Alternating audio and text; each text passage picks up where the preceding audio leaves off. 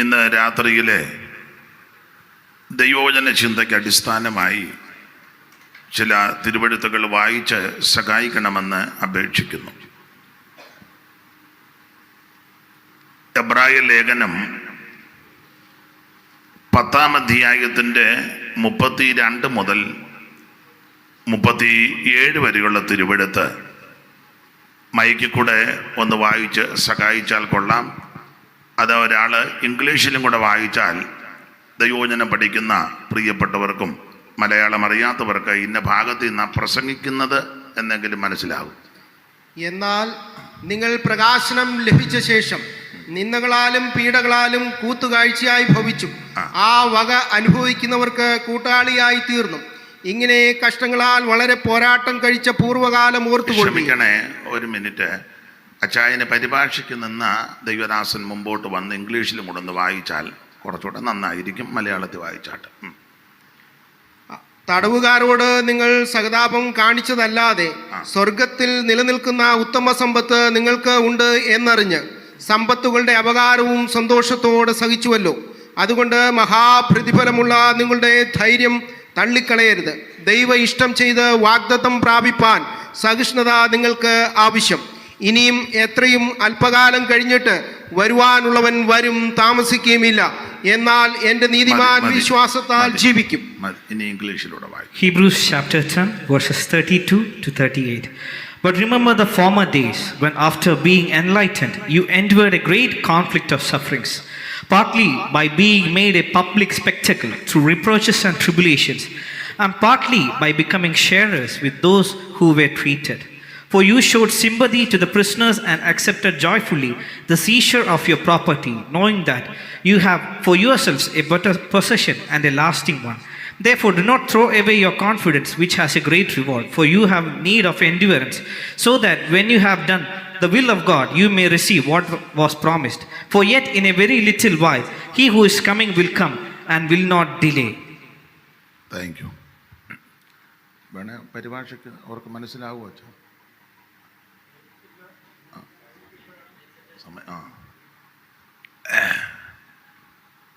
ഇടയ്ക്ക് ഒന്ന് പറഞ്ഞു കൊടുത്തേര് ഇന്നതൊക്കെയാ പറയുന്നത്. ഈ നല്ല രാത്രി സമയത്തിനായിട്ട് ദൈവത്തിന് മഹത്വം.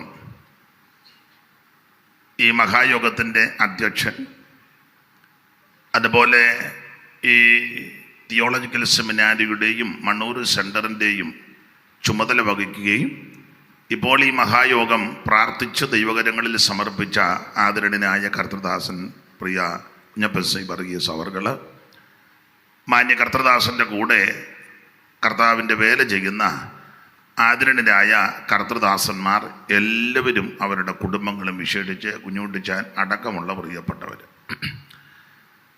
ഈ ബൈബിൾ കോളേജിൽ ദൈവത്തിൻ്റെ വചനം പഠിക്കുന്ന ബഹുമാന്യരായ എല്ലാ സഹോദരി സഹോദരന്മാർ, അവരെ ദൈവവചനം പഠിപ്പിക്കുന്ന ബഹുമാന്യരായ കർത്തൃദാസന്മാർ, ടീച്ചേഴ്സ്, ഇതിൻ്റെ ചുമതല വഹിക്കുന്ന എല്ലാ പ്രിയപ്പെട്ടവർ, അനുഗ്രഹിക്കപ്പെട്ടതായ ഗായക സംഘം, മൈക്ക് ഓപ്പറേറ്റ് ചെയ്യുന്നവർ, വീഡിയോ പകർത്തുന്ന ചുമതലപ്പെട്ടവർ, ദൂരത്തിരുന്ന് ഈ ശുശ്രൂഷ ഇന്ന് രാത്രി കാണുകയും കേൾക്കുകയും ചെയ്യുന്നവർ, ഇതിന് ശേഷം ആരെങ്കിലും ഇത് കാണുകയോ കേൾക്കുകയോ ചെയ്യുന്നെങ്കിൽ അങ്ങനെയുള്ളവർ എല്ലാവർക്കും, വിശേഷിച്ച് ഇന്നത്തെ ഈ ശുശ്രൂഷയ്ക്ക് എന്നെ ക്ഷണിച്ച ചുമതലപ്പെട്ട എല്ലാവർക്കും ഒരിക്കൽ കൂടി നന്ദിയും എല്ലാവർക്കും വന്ദനവും ചൊല്ലുന്നു. ദൈവം എല്ലാവരെയും അനുഗ്രഹിക്കുമാറാകട്ടെ.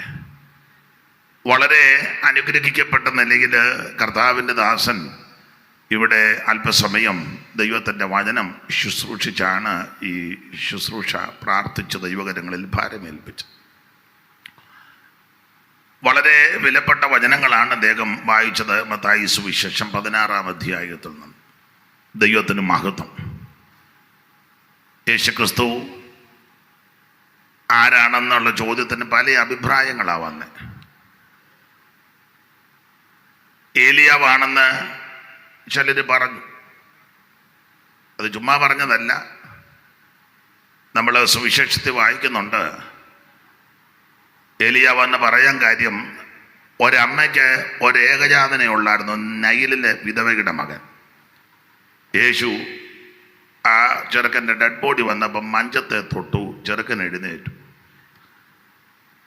അപ്പൊ ഏലിയ വന്ന് പറയാൻ കാര്യം സാരഭാത്തിലെ വിധവയുടെ മകനും ഇങ്ങനെ മരിച്ചതാ. ഏലിയ പറഞ്ഞു ഇഞ്ഞു കൊണ്ടുവരാൻ പറഞ്ഞു, കൊണ്ടുവന്നു, ഉയർപ്പിച്ചു. അതുകൊണ്ട് ആ ഏലിയ വന്നീ പറയാൻ. അങ്ങനെ ഓരോ ഭാഗവും ആ കർത്താവ് ഇന്ന് രാത്രി നമ്മുടെ നടുവിലുണ്ട്. അവിടുത്തെ സാന്നിധ്യം അനുഭവിക്കുന്നത് ഓർത്ത് ദൈവത്തെ സ്തുതിക്കുന്നു. ബഹുമാനപ്പെട്ട അച്ചായനെ പ്രസംഗിച്ചപ്പോൾ ബൈബിൾ സ്കൂളിൽ പഠിക്കുന്നവർ നന്നായിട്ട് സ്തുതിക്കുകയും സ്തോത്രം ചെയ്യുകയും ചെയ്യും. മറ്റുള്ളവർ അത്ര അനങ്ങിയൊന്നുമില്ല, അത് ഞാൻ കണ്ടു. അപ്പം എനിക്കും അങ്ങനെ ഒരു സഹായം കിട്ടട്ടെന്ന് ഓർത്താണ് ഞാൻ പരിഭാഷയ്ക്ക് ഇങ്ങനെ ചിന്തിച്ചത്. അവർക്ക് മനസ്സിലാകുകയാണെങ്കിൽ അവർ ദൈവത്തെ മഹത്വപ്പെടുത്തി സഹായിച്ചേനെ. മറ്റവർ അത്രയും സഹായിക്കുമെന്ന് എനിക്ക് തോന്നുന്നില്ല. വന്നപ്പം മുതൽ ഞാനും എല്ലാവരും നോക്കിയിരിക്കുക. ആട്ടെ, ഇന്ന് രാത്രി നമുക്ക് അല്പസമയങ്ങൾ ദൈവവചനത്തിൽ നിന്നൊന്ന് ചിന്തിക്കാം. അതിന് അടിസ്ഥാനമായിട്ട് വായിച്ചത് എബ്രായ ലേഖനം 10-ാം അധ്യായത്തിൻ്റെ 32 മുതൽ 37 വരെയുള്ള തിരുവെഴുത്താണ് അടിസ്ഥാന വാക്യങ്ങളായിട്ട് വായിച്ചത്. ഞാൻ ഇന്ന് രാത്രി സംസാരിക്കാൻ ആഗ്രഹിക്കുന്ന വിഷയം ആ 32 മുതൽ 37 വരെയുള്ള വാക്യത്തിൽ ധാരാളം കാര്യങ്ങൾ അവിടെ രേഖപ്പെടുത്തിയെങ്കിലും എനിക്ക് ലഭിച്ച പ്രകാശനത്തിൻ്റെ വെളിച്ചത്തിൽ 3 പോയിന്റ്. അതിലൊന്ന് നിങ്ങളുടെ പൂർവകാലം. 2 എഴുതിയിട്ടില്ലെങ്കിലും ഇപ്പോഴത്തെ വർത്തമാനകാലം. 3 നിങ്ങളുടെ ഭാവി കാലം. ഈ 3 കാലങ്ങളെ പറ്റിയും സൂക്ഷ്മമായി പഠിച്ചാൽ ആ തിരുവെഴുത്തിൽ കാണാം. അതിൽ പൂർവകാലമെന്ന് എഴുതിയിട്ട് അങ്ങനെ തന്നെ എഴുതിയിട്ടുണ്ട്. പൂർവകാലം ഒന്നുകൂടെ ഒന്ന് വായിച്ചോ ദൈവദാസൻ. എന്നാൽ നിങ്ങൾ പ്രകാശനം ലഭിച്ച ശേഷം നിന്ദകളാലും പീഡകളാലും കൂത്തുകാഴ്ചയായി ഭവിച്ചു ആ വക അനുഭവിക്കുന്നവർക്ക് കൂട്ടാളിയായി തീർന്നു. ഇങ്ങനെ കഷ്ടങ്ങളാൽ വളരെ പോരാട്ടം കഴിച്ച പൂർവകാലം അത് അങ്ങനെ തന്നെ എഴുതിയിരിക്കുന്ന പൂർവകാലം. വർത്തമാനകാലം എങ്ങനെയാണെന്ന് അവിടെ ഒരു പദം ശ്രദ്ധിച്ച് വായിച്ചാൽ കാണും. നിങ്ങൾക്ക് സഹിഷ്ണുത ആവശ്യമാണ്. അപ്പൊ അതിപ്പോ ഇല്ല. അതാ വർത്തമാനകാലം. ആ വാക്യം ഒന്ന് വായിച്ചു. ദൈവ ഇഷ്ടം ചെയ്ത് വാഗ്ദത്തം പ്രാപിപ്പാൻ സഹിഷ്ണുത നിങ്ങൾക്ക് ആവശ്യം. നിങ്ങൾക്ക് സഹിഷ്ണുത ആവശ്യമാണ്. അപ്പൊ ഇപ്പം വർത്തമാനകാലത്ത് നിങ്ങൾക്ക് സഹിഷ്ണുത ഇല്ല. അതാണ് വർത്തമാനകാലം. 3 നിങ്ങളുടെ ഭാവി കാലം. അതാണ് 37. ഇനി എത്രയും അല്പകാലം കഴിഞ്ഞിട്ട് വരുവാനുള്ളവൻ വരും, താമസിക്കുകയുമില്ല. ഭാവികാലം ഓർത്ത് പുഞ്ചിരി തൂകുന്നെന്ന് സദൃശവാക്യത്തില് സാമർത്ഥ്യമുള്ള സ്ത്രീയെ പറ്റി നമ്മൾ വായിക്കുന്നുണ്ട്. അവർ ഭാവികാലം ഓർത്ത് പുഞ്ചിരി തൂകും. അപ്പോൾ 3 കാലമാണ് ഈ കണ്ണികയ്ക്കകത്ത് പ്രധാനമായിട്ട് നമ്മൾ ചിന്തിച്ചാൽ കാണുന്നത്. 1 പൂർവകാലം, 2 വർത്തമാനകാലം, 3 ഭാവി കാലം. ഒരിക്കൽ പ്രസംഗിച്ചപ്പോൾ പ്രസംഗം കഴിഞ്ഞ് വന്നപ്പോൾ ഒരമ്മ പറഞ്ഞു ഈ 3 കാലവും അല്ല, ഇപ്പം കലികാലമാണെന്ന് പറഞ്ഞു. കലികാലം അങ്ങനൊരു കാലം പുസ്തകത്തിലില്ല. ദൈവത്തിന് മഹത്വം. എന്നാൽ നമ്മൾ ദൈവത്തിൻ്റെ വചനം പഠിക്കുമ്പോൾ ദൈവത്തിന് മഹത്വം ഏതാണ്ട് 10-28 കൂട്ടം കാലങ്ങളെ പറ്റി നമ്മൾ തിരുവചനത്തിൽ വായിക്കുന്നുണ്ട്. 3-1 മുതൽ വായിക്കാം. സഭാപ്രസംഗി വ്യാഖ്യാനിക്കാൻ നേരമില്ല, വായിച്ചു വിട്ടു. എല്ലാ അറിവുള്ള വാക്യം വായിച്ചു.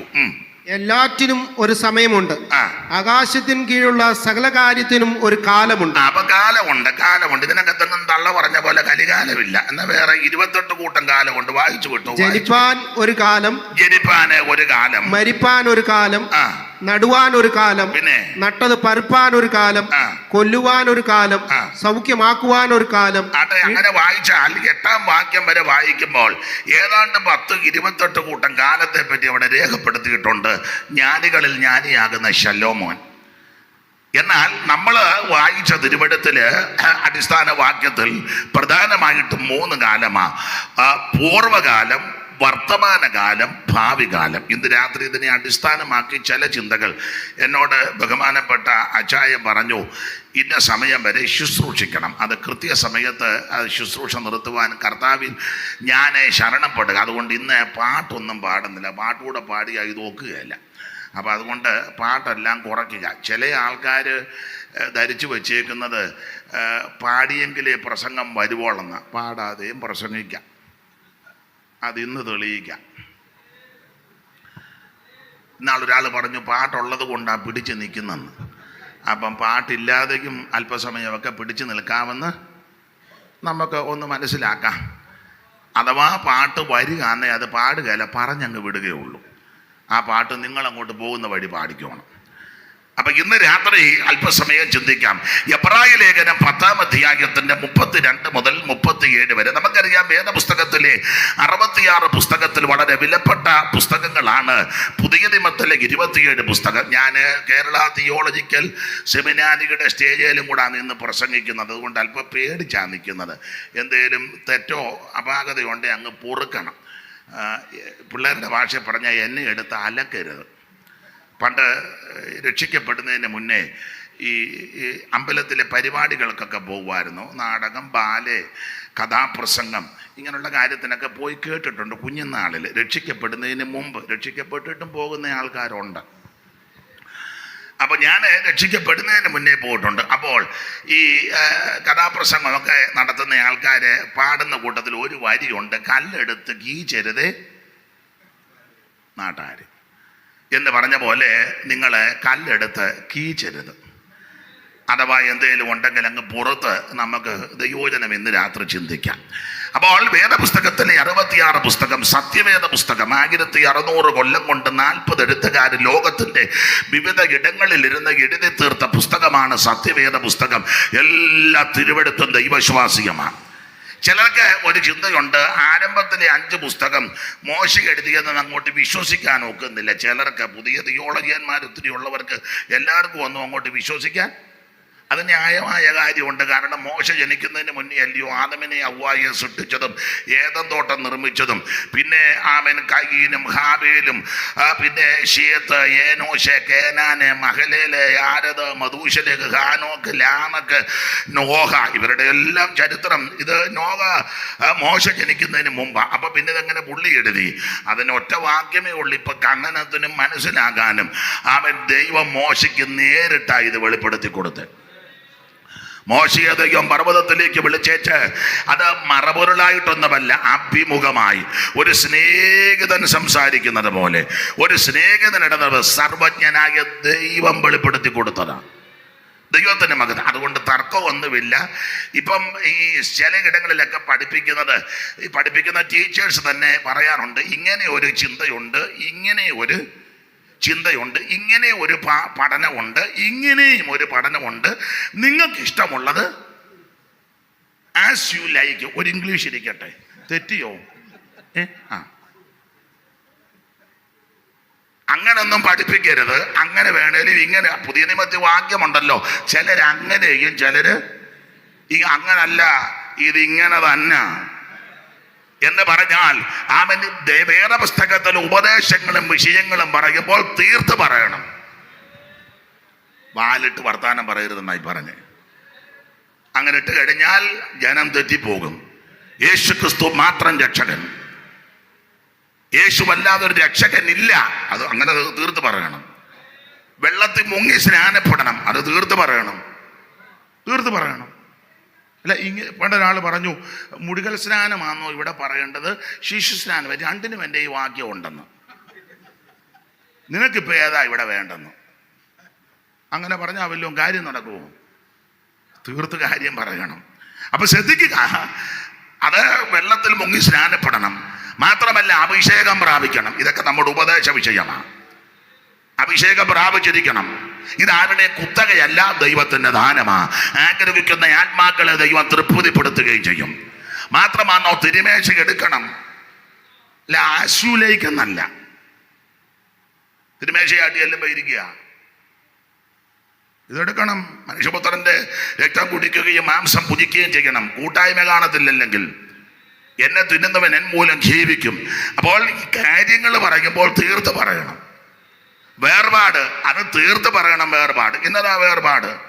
അതിന് സഭയെ നോക്കണ്ട, സംഘടനയെ നോക്കണ്ട, സെൻറ്ററിനെ നോക്കണ്ട, കൗൺസിലും നോക്കണ്ട, കാശും നോക്കണ്ട, ആൾബലം നോക്കണ്ട, കാര്യം തീർത്ത് പറയണം. അങ്ങനെയൊക്കെ പറഞ്ഞേച്ച് അങ്ങോട്ട് ചെന്നാൽ നല്ല പ്രതിഫലം കിട്ടും. പിന്നെ ഒരു കാര്യം, അങ്ങോട്ട് പോകുന്നെങ്കിലേ ഇങ്ങനെയൊക്കെ പറയാവൂ. അവസാനം അവിടെ എത്തുന്നില്ല, ഇവിടെയും കുഴഞ്ഞ് കടന്നു കുഴയരുത്. അപ്പോൾ ഒരു കാര്യം പറയാ, ഈ സത്യവേദ പുസ്തകം, ഇതിലെ പ്രധാനപ്പെട്ട വിഷയം മനുഷ്യവർഗത്തിന്റെ രക്ഷ. ഇതിലെ പ്രധാനപ്പെട്ട വ്യക്തി നസ്രായനാകുന്ന യേശു ക്രിസ്തു. സകലത്തിലും കേട്ടല്ലോ മുമ്പേ, എല്ലാവരും സേട്ടനാകുന്ന ഒരുവൻ നസ്രായനാകുന്ന യേശു ക്രിസ്തു. അങ്ങനെയുള്ള സത്യവേദ പുസ്തകത്തിലെ 66 പുസ്തകത്തിലെ, പുതിയ നിയമത്തിലെ 27 പുസ്തകത്തിലെ, വിശേഷിച്ച് 21 ലേഖനങ്ങളിലെ ഈടുറ്റ പൗലോസിന്റെ 14 ലേഖനങ്ങളിൽ വളരെ ഈടുറ്റ ലേഖനമാണ് എബ്രായ ലേഖനം. നമുക്കറിയാം എബ്രായ ലേഖനം 13 അധ്യായങ്ങളാൽ അലങ്കൃതമായിരിക്കുന്ന ഈ വിശേഷപ്പെട്ട ലേഖനമാണ് എബ്രായ ലേഖനം. എബ്രായ ലേഖനം പൗലോസ് എഴുതിയത് അല്ലെന്ന് വാദിക്കുന്ന, ശഠിക്കുന്ന, സ്ഥാപിക്കാൻ തുനിയുന്ന പലരുണ്ട്. എന്നാൽ ഈ ലേഖനം ശാന്തമായി പഠിച്ചാൽ, ധ്യാനിച്ചാൽ, ഇതിലെ അധ്യായത്തിൻ്റെ ഘടനകൾ, പടിയനിയമ പ്രവചന പുസ്തകത്തിലെ സൂക്തങ്ങൾ എടുത്ത് ചേർത്ത് കോർത്ത് ഇണക്കി വളരെ ക്രമീകൃതമായി കൊടുത്ത് ചാർത്തി ചെലുത്തിയിരിക്കുന്നത് കൊണ്ട് ന്യായപ്രമാണത്തെ പറ്റി അഗാധ പാണ്ഡിത്യമില്ലാത്ത ഒരുവന് എഴുതുവാൻ അസാധ്യമാണ്. അങ്ങനെയെങ്കിൽ നമുക്കറിയാം, ഹില്ലേലിന്റെ കൊച്ചുമകനാകുന്ന ഗമാലിയലിന്റെ പാഠപടത്തിലിരുന്ന് ന്യായപ്രമാണത്തിന്റെ എല്ലാ കാര്യങ്ങളും സസൂക്ഷ്മം പഠിച്ച ധന്യനായ പൗലോസിനാൽ എഴുതപ്പെട്ട ലേഖനമാണ് എബ്രായ ലേഖനം. നമുക്കറിയാം, എബ്രായ ലേഖനം വളരെ ഈടുറ്റ ലേഖനമാണ്.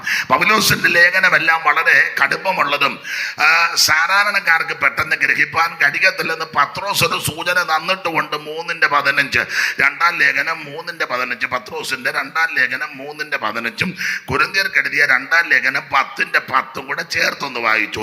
അറിവുള്ള വാക്യമായെങ്കിലും വായിച്ചു.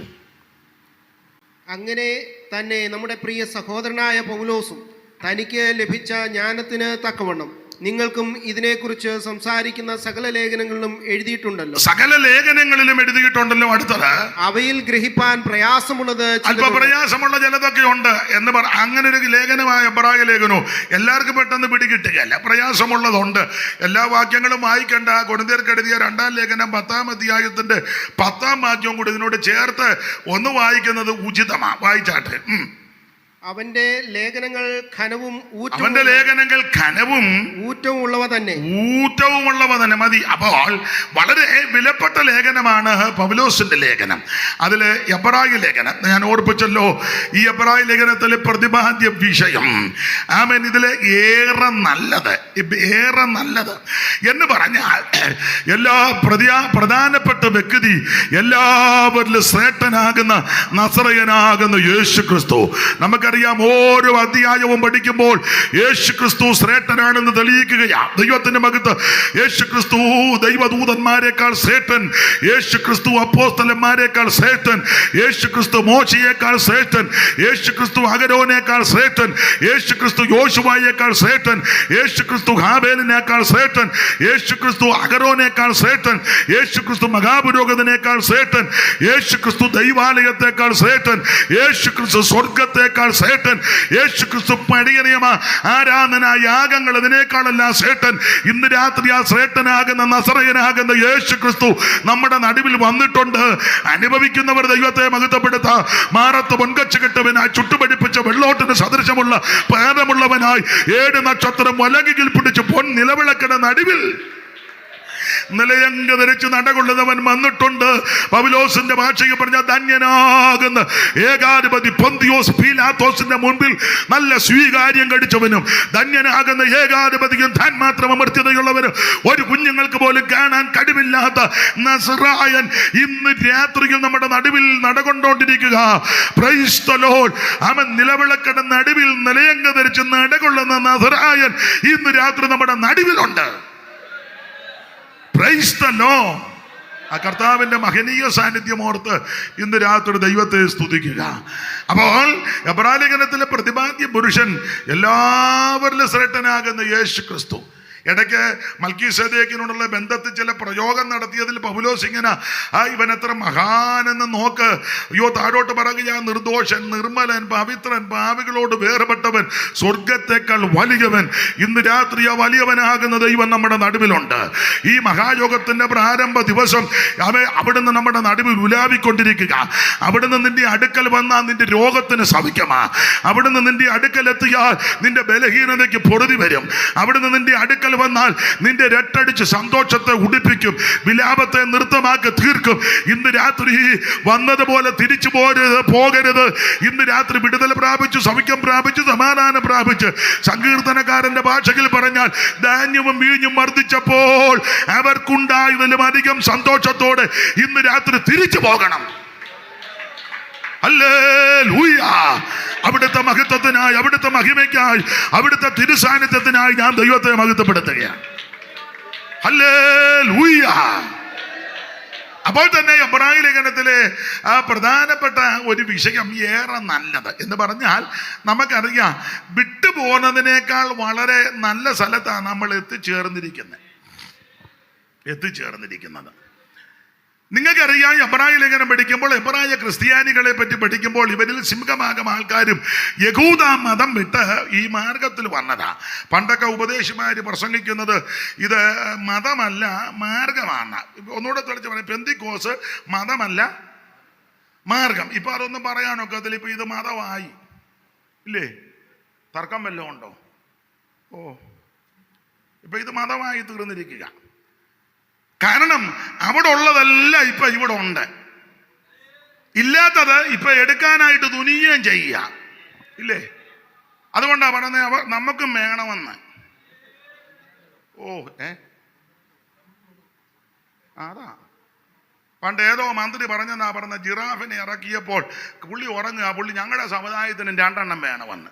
അപ്പൊ എന്തോ പറഞ്ഞാലും പുള്ളിയുടെ സമുദായത്തിന്, അപ്പം ഗവൺമെന്റ് ആഫ്രിക്കയിൽ നിന്ന് ഇറക്കുക. അപ്പോൾ പുള്ളി ഉറങ്ങിപ്പോയി. അപ്പോൾ വേറെ എന്തോ കാര്യമാണ് ഓർത്താ പുള്ളി പറഞ്ഞു, ഞങ്ങളുടെ സമുദായത്തിന് 2 എണ്ണം വേണം. ജിറാഫിനെ എന്തിനാ സമുദായത്തിന്?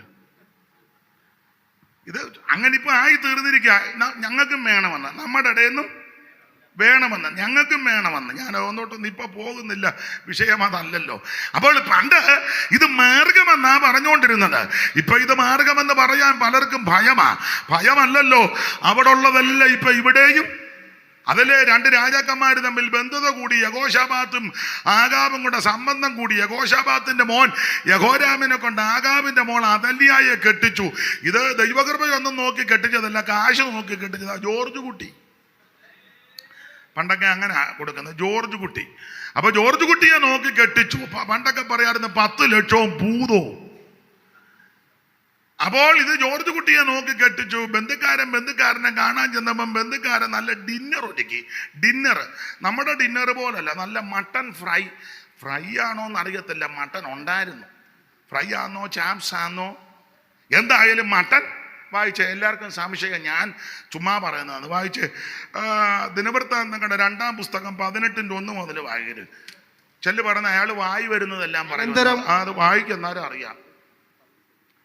ദിനവൃത്താന്തങ്ങളുടെ 2-ാം പുസ്തകം 18-ാം അധ്യായത്തിന്റെ 1 മുതൽ വായിച്ച്, യഹോശാഫാത്തിന് ധനവും മാനവും വളരെ ഉണ്ടായിരുന്നവൻ ആഗാവുമായിട്ട് സംബന്ധം കൂടി. ചില സമ്പർശങ്ങൾ കഴിഞ്ഞപ്പോൾ ആഗാബിന്റെ അരമനയ്ക്കകത്തോട്ട് യഹോശാഫാത്ത് ചെന്നു. ആഗാബ് അവനും തന്റെ ജനത്തിനും വേണ്ടി വളരെ ആടുകളെയും കാളുകളെയൊക്കെ അറുത്തു. ഗിലിയാദിലെ രാമോത്തിലേക്ക് ഞങ്ങളുടെ കൂടെ യുദ്ധത്തിന് പോടുന്നത് ചോദിച്ചെന്ന് ആ ഭാഗം ഒന്നുകൂടെ വായിച്ചോ കർത്തൃദാസനെ. 18:1 മുതൽ. യഹോശാഫാത്തിന് ധനവും മാനവും വളരെ ഉണ്ടായിരുന്നു. യഹോശാഫാത്തിന് ധനവും മാനവും വളരെ ഉണ്ടായിരുന്നു. ഈ മാനവും ധനവും കണ്ടമാനം വരുമ്പോൾ ആ പ്രമാണം വിടുന്നേ. എല്ലാരും അല്ലെങ്കിലും മിക്കവരും അല്ല, ചേർത്ത് പറയണമല്ലോ. മാനവും ധനവും കണ്ടമാനം വരുമ്പോൾ പ്രമാണത്തിന് അയവ് വരുത്തും. അതല്ല ഇപ്പൊ പറഞ്ഞ ഇച്ചിരി ഇടാം, ഇച്ചിരി കുടിക്കാം, ഇച്ചിരി ആടാം, ഇച്ചിരി പാടാം. എന്നെ എല്ലാവർക്കും ഒരു പരുവക്കേട് പോലെ. തർക്കം വല്ലതും ഉണ്ടാ ഇപ്പൊ പറയണം. ഞാൻ പോയി കഴിഞ്ഞ വെച്ച് പറയരുത്. അയാൾ പറഞ്ഞപ്പോൾ ഞങ്ങൾ മിണ്ടിയില്ലെന്നേ ഉള്ളൂ എന്നൊന്നും പിന്നെ പറയരുത്. കല്യാണത്തിന് പറയുമ്പോൾ ഇപ്പോൾ മൗനമായിരിക്കുന്നത് പോലെ. ഈ ധനവും മാനവും ഒക്കെ കണ്ടമാനം വരുമ്പോ പ്രമാണം വിടും. പ്രമാണത്തിന് അയവ് വരുത്തും. ഒന്നുകൂടെ വായിച്ചോ, കേക്കട്ടെ എല്ലാരും. യഹോശാഫാത്തിന് ധനവും മാനവും വളരെ യഹോശാഫാത്ത് യഹൂദയിലെ രാജാവാ. അവിടെ ആ ദാവീദിന്റെ സിംഹാസനം, അവിടെയാ ദൈവാലയം, അവിടെയാ മഹാപുരോഹിതൻ, അവിടെയാ പുരോഹിത വരേണ്യന്മാർ, കൂറിന്റെ ക്രമത്തിൽ 24 കൂറിന്റെ ക്രമത്തിലുള്ള പുരോഹിതന്മാർ, അവിടെ ആ ദൈവാലയം, അവിടെ ആ പെട്ടകം, അവിടാണ് മന്നായിട്ട് വച്ച പൊൻപാത്രം, അവിടെ അഗരോന്റെ നിലർത്ത വടി, അവിടെ ആ നിയമത്തിന്റെ കൽപ്പന, അവിടെ ആ ശെക്കേന ഇറങ്ങുന്നത്. യെരൂശലേമില്ലേ എല്ലാം വിവരിക്കുന്നില്ല. തമ്മിൽ ഇണക്കിയ നഗരമായി പണിതിരിക്കുന്ന യെരൂശലേം.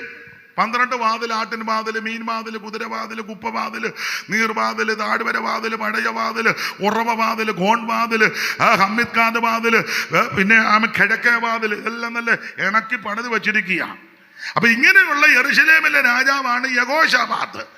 ഇങ്ങേര് പോയി ബന്ധുത കൂടിയത് ആഹാബുമായിട്ട് ഇസ്രയേലിലെ, അങ്ങനല്ലേ വായിച്ചേ? അവൻ ആഹാബിനോട് സംബന്ധം കൂടിയെന്ന് പറഞ്ഞാൽ യഹോശാഫാത്തിന്റെ മോൻ യഹോരാമിനെ കൊണ്ട് ആഹാബിന്റെ മോൾ അദല്യായെ കെട്ടിച്ചു. നല്ല കല്യാണമായിരുന്നു, ഭയങ്കര കല്യാണമാണ്. കാരണം രണ്ടും റോയൽ ഫാമിലിയാണ്. പക്ഷെ അവിടുത്തെ അമ്മാമ്മ അല്പ പേശക. ഏതാ? ഇസബേല്. അമ്മാമ്മയ്ക്ക് ചില ദോഷങ്ങൾ. അമ്മാമ്മ ഫേസ്ബുക്കിലും വാട്സപ്പിലും ഒക്കെ ഒത്തിരി എഴുതെഴുതും. അമ്മാമ്മയ്ക്ക് രാത്രി ഉറക്കമൊന്നുമില്ല, കുത്തിയിരുന്ന് ഇപ്പം എഴുതാനൊക്കെ ഇത് കമ്പുണ്ടല്ലോ, അതിന് കമ്പെന്നല്ല, എന്തോ എനിക്ക് മലയാളമേ അറിയുമുള്ളൂ, അതുകൊണ്ടാണ്. മൊബൈലിൽ എഴുതുന്നൊരു നീണ്ട കമ്പില്ലേ, എന്തുവാ? അമ്മാമ്മ നല്ല എഴുത്തൊക്കെ എഴുതാൻ മിടുക്കിയ. രാത്രിയിൽ നിന്നങ്ങ് എഴുതുക. എഴുത്തിന്റെ ഉള്ളടക്കം എങ്ങനാ? ആ അരമനയുടെ സമീപത്ത് മുന്തിരിത്തോട്ടമുള്ളവനെ തട്ടാൻ പറഞ്ഞു. എന്നിട്ട് പറഞ്ഞു, ഉപവാസ പ്രാർത്ഥന, ഫാസ്റ്റിംഗ് പ്രയർ വെക്കുമ്പം 2 അവന്മാരെ കാശ് കൊടുത്ത് ഇരുത്തിയേക്കണം. കാശ് കൊടുത്ത്, ഇപ്പൊ കാശ് കൊടുത്ത് ഗുണ്ടകളെയൊക്കെ ഇറക്കുന്ന കാലമാണ്. കൺവെൻഷൻ എന്നാലും നമ്മുടെ ഇവനേതാ നിങ്ങൾക്കൊന്നും മനസ്സിലാകുന്നില്ല, പാവങ്ങൾ. ദൈവമേ, പച്ചപ്പരമാർത്ഥികളെല്ലാം കൂടി ഇന്ന് രാത്രി ഇവിടെ കൂടിയല്ലോ, അതോർത്ത് ഞാൻ എൻ്റെ ദൈവത്തെ മഹത്വപ്പെടുത്തുക. അപ്പൊ 2 ഗുണ്ടകളെ ആക്കി കാശ് കൊടുത്ത ആരാധന അങ്ങോട്ട് മൂക്കുമ്പോൾ എഴുന്നേറ്റ് കള്ളസാക്ഷി പറഞ്ഞേക്കാൻ ഇവൻ രാജാവിനും ദൈവത്തിനും വിരോധമായി പറഞ്ഞു. കാരണം ലേവ്യ പ്രമാണം ദൈവത്തെ ദുഷിക്കുന്നവനെ കല്ലെറിഞ്ഞു കൊല്ലണമെന്ന അതിന്റെ ക്ലോസ് വെച്ച അമ്മാമ നല്ല എടുത്തെഴുതി. ആ ഭാഗത്തേക്കൊന്നും പോകുന്നില്ല. ചുരുക്കി പറഞ്ഞാൽ ശുദ്രം, പരസംഗം, കള്ള ഉപവാസം, അങ്ങനെയുള്ള കുടുംബവുമായിട്ടാ ചെന്ന് സംബന്ധം കൂടിയിട്ട് അവസാനം ഒന്നും പറയുന്നില്ല. 2-3 സംവത്സരം കഴിഞ്ഞപ്പം ബന്ധുക്കാരനെ കാണാൻ ചെന്നു. റോയൽ ഫാമിലി അല്ലേ, രാജാക്കന്മാരാ. അപ്പൊ പുള്ളി എന്നെ അടുത്ത് വായിച്ചേ. ചില സംവത്സരം കഴിഞ്ഞ ശേഷം അവൻ ശമരിയിൽ ആഹാബിന്റെ അടുക്കൽ ചെന്നു. പിന്നെ ആഹാബും അവന് കൂടെ ഉണ്ടായിരുന്ന ജനത്തിനും വേണ്ടി വളരെ ആടുകളെയും കാളകളെയും അതാ ഞാൻ പറഞ്ഞ മട്ടൻ ഫ്രൈ ഉണ്ടായിരുന്നത്. ഫ്രൈ ആണോ ചാംസ് ആണോ എന്ന് അറിയത്തില്ല, മട്ടൻ ഉണ്ടായിരുന്നു. ഈ ചെല്ലുന്നതനുസരിച്ചാ വല്ലതും തരുന്നത് ഇല്ലേ? ബന്ധുക്കാരുടെ വീട്ടിലൊക്കെ ചെല്ലുമ്പോൾ ചെല്ലുന്നതനുസരിച്ച്, സ്റ്റാറ്റസ് അനുസരിച്ചാ. കാറെ ചെന്നാൽ മട്ടനും ഒക്കെ തരും, സൈക്കിളിൽ ചെന്നാൽ തോരനും 5 ദിവസം മുമ്പ് കാച്ചിയ മോരും പിന്നെ പച്ചടി കാണുമായിരിക്കും അല്ലയോ? അതായിരിക്കോട്ടെ. ദൈവത്തിന് മച്ചാൻ പറയുന്ന പച്ചടി ഉണ്ടെന്ന്, അതുണ്ടെങ്കിൽ കുറച്ചുകൂടെ നല്ലത്. ഈ ചെല്ലുന്നതനുസരിച്ചാ വല്ലതും തരുന്നത്. അല്ല, നമ്മുടെ ഇടയിലും ഉണ്ടല്ലോ, ഞാൻ തുറന്ന് പറയാം, ഇച്ചിരി നമ്മൾ ഡ്രസ്സും ഒക്കെ നോക്കും, നല്ല വില കൂടിയ ഡ്രസ്സും പാൻറ്റും അല്ലെ സൂട്ടും കോട്ടും ഒക്കെ ഇട്ട് കഴിഞ്ഞാൽ നമ്മൾ അവരെ പ്രത്യേക രീതി, കുറ്റമായിട്ടല്ല, പ്രത്യേക രീതി അവരെ നമ്മൾ ട്രീറ്റ് ചെയ്യും. ഒരു ഇംഗ്ലീഷ് ഇരിക്കട്ടെ, ട്രീറ്റ് ചെയ്ത് തെറ്റുന്നുണ്ടോ? ഇല്ല, ഇരിക്കട്ടെ, തിയോളജിക്കൽ സെമിനാരി അല്ലേ. ദൈവത്തിന് മഹത്വം. അതേസമയം ഒരു സഞ്ചിയൊക്കെ തൂക്കി ഒരു മുണ്ടുമൊക്കെ കൊടുത്ത് വലിയ ചന്തം ഒന്നുമില്ലെങ്കിൽ അതിന് വേറെ ട്രീറ്റ്മെന്റാ. ഇതൊക്കെ ഇതിനകത്ത് നടക്കുന്നതാ. ഞാൻ ആ ഭാഗത്തേക്ക് പോകുന്നില്ല. ബന്ധുക്കാരനും കൂടെ ചങ്ങാത്തം കൂടി മട്ടൻ ഫ്രൈ ഒക്കെ അടിച്ചു കഴിഞ്ഞപ്പോൾ ബന്ധുക്കാരൻ ചോദിച്ചൊരു ചോദ്യമുണ്ട്, വായിച്ചേ. ഗിലെയാദിലെ രാമോത്തിലേക്ക് തന്നോട് കൂടെ രാമോത്തിലേക്ക് ആഹാബിന്റെ കൂടെ യുദ്ധത്തിന് ചെല്ലുവാൻ ബന്ധുക്കാരനാകുന്ന യഹോശാഫാത്തിനോട് ആഹാബ് ചോദിച്ചപ്പോൾ യെരൂശലേമിലെ ബന്ധുക്കാരനാകുന്ന യഹോശാഫാത്ത് പറഞ്ഞ മറുപടി അടുത്തത്, ഇസ്രായേൽ രാജാവായ ആഹാബ് യഹൂദ രാജാവായ യഹോശാഫാത്തിനോട്, നീ എന്നോട് കൂടെ ഗിലെയാദിലെ രാമോത്തിലേക്ക് പോരുമോ എന്ന് ചോദിച്ചു. അപ്പൊ പുള്ളിയുടെ അവൻ മറുപടി, അവനോട്, ഞാനും നീയും ഞാനും നീയും എന്റെ ജനവും എന്റെ ജനവും നിന്റെ ജനവും നിന്റെ ജനവും ഒരുപോലെയല്ലോ. അതാ ഞാൻ പറഞ്ഞിപ്പോ എന്തോ വ്യത്യാസമുണ്ട്. ഞാനും നീയും എന്റെ ജനോ നിന്റെ ജനോ ഒരുപോലെയല്ലോ. അതുകൊണ്ടാണ് ഞാൻ തുടക്കത്തിൽ പറഞ്ഞത്, പണ്ട് മാർഗമെന്നാ പറയുന്നത്, ഇപ്പം മാർഗം എന്ന് പറയാൻ പറ്റത്തില്ല, മതമാക്കി കൊണ്ടുവരിക. പക്ഷെ ഇതിന്റെ നടുവിലും ജീവിക്കുന്ന ചിലരുണ്ട്, ആ മാർഗത്തിൽ തന്നെ നിലനിൽക്കുന്നവരുണ്ട്. അത് ഒത്തിരിയില്ല, അവിടവിടങ്ങളിൽ ചിലരുണ്ട്, അവരുള്ളത് കൊണ്ടാണ് ഇതിങ്ങനെ നിൽക്കുന്നത്.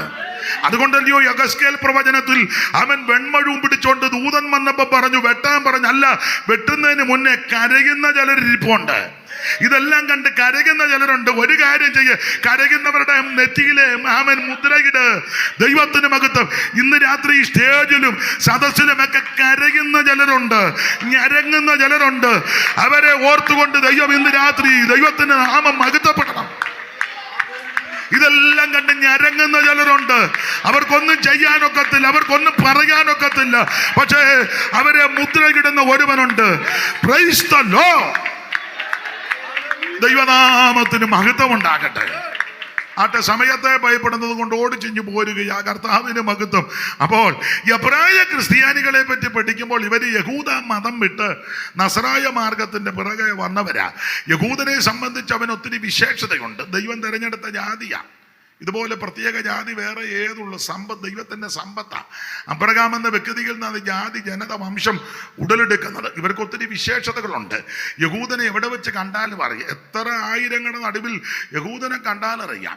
അതുകൊണ്ടല്ലയോ നടന്നു വന്നപ്പോൾ, വെള്ളം കോരുന്ന സ്ഥലത്ത് വന്നപ്പോൾ, സഹോദരി വെള്ളം തരുമോ എന്ന് ചോദിച്ച ഉടനെ വെള്ളം തരാമെന്നോ തരികയില്ലെന്നല്ല ആദ്യം പറഞ്ഞത്. യഹൂദനായിരിക്കുന്ന നീ ശമരിയാക്കാരിയായ എന്നോട്. അപ്പോൾ യഹൂദനെ കണ്ടാലറിയാം. അവൻ്റെ വസ്ത്രധാരണം, സംസാരം, രീതി, ഇടപാടുകൾ എല്ലാം വ്യത്യസ്തമാണ്. ഞാൻ പുതിയ നിയമത്തിലോട്ട് പറഞ്ഞാൽ ദൈവമക്കളെ എവിടെ വെച്ച് കണ്ടാലും അറിയണം.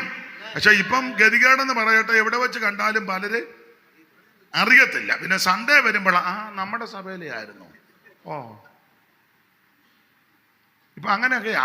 വെളിയിൽ വെച്ച് കണ്ട ഒരെണ്ണത്തിന് ഇപ്പം അറിയത്തില്ല. ചുരുക്കം പേരെ മാത്രമേ അറിയുള്ളൂ. ദൈവത്തിന് മഹത്വം. ആട്ടെ, ഞാൻ ആ ഭാഗത്തേക്ക് പോകുന്നില്ല. നീ ചന്തയിൽ പോയാലും, വീട്ടിലാന്തേലും, സഭയിലാന്തേലും, വണ്ടിയെ കയറിയാലും, തീവണ്ടി യാത്ര ചെയ്താലും, വിമാനത്തെ കയറിയാലും ആമൻ നിന്നെ അറിയണം. അതിനൊക്കെ ഞാൻ ഏറ്റവും ബഹുമാനിക്കുന്നത് തലേക്കെട്ടുകാരെയാ. ഏതാ? പഞ്ചാബികളെ എവിടെ വെച്ച് കണ്ടാലും അറിയാം. ഞാനും അച്ചായൻ്റെ അത്ര ഒന്നും ഇല്ലെങ്കിൽ ഇടയ്ക്കൊക്കെ വല്ലപ്പോഴും ഒക്കെ യാത്ര ചെയ്യുന്നുണ്ട്. അച്ചായൻ അറിയാം നന്നായിട്ട്. വിമാനത്തെ കയറിയാലും പഞ്ചാബികളെ കണ്ട അവൻ അവിടെ ഇരുന്ന് പഞ്ചാബി എന്നൊന്നും പറയണ്ട, അവനെ അറിയാം. മുസ്ലിം സഹോദരിമാരെവിടെ പോയാലും അറിയാം.